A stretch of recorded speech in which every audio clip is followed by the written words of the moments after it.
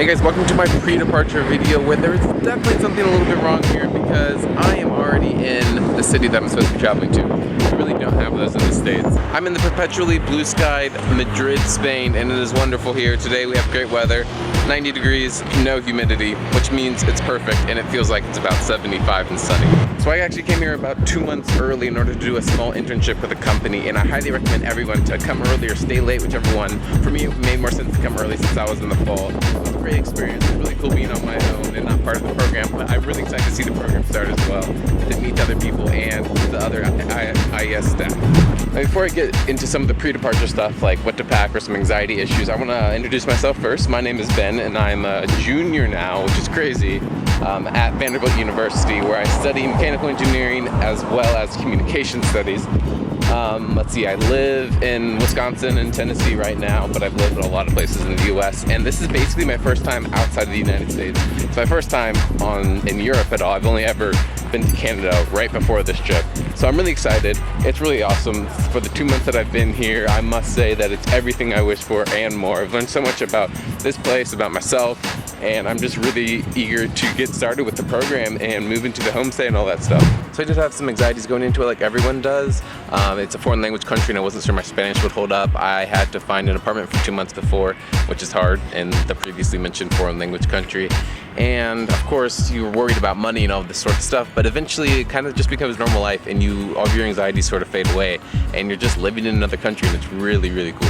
Now that being said, there are some things that can help smooth out the process completely. The first of which is to make sure you have all of your messaging applications on your phone or tablet or whatever you're using before you get here, because some of them, such as WhatsApp, use text message verification, which means that if you get here and then want to add it, you won't be able to because you can't get the text to verify it unless you get a Spanish number. Another way to get your smartphone ready is to download an offline map. You can do this through Google Maps or another map application like maps.me, which is one I use. You'll use it all the time, or at least I do, so I think it's a really good idea to do that before, so that when you get off the plane you don't have to search for some Wi-Fi or something like that. Another thing to consider doing a little ways before you leave is to get a chipped credit or debit card. This is the norm in Europe and it's enhanced security and all that, but it really just makes transactions a lot easier because that's the system they use here. Also along the lines of cards is if you have a passport card, I suggest bringing it, because once you're in country you can use it at museums or clubs or whatever you need to show passport identification instead of carry around the book. Don't blame me if it doesn't work because it's technically not valid here, but I found that that's all you need. And if you don't know what a passport card is, just ignore this.